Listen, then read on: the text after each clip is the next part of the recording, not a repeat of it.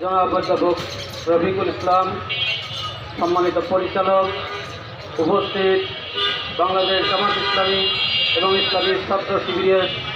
প্রিয় কর্মী এবং সাথী ভাইয়েরা এবং সংগ্রামী বাগারপাড়াবাসী, আসসালামু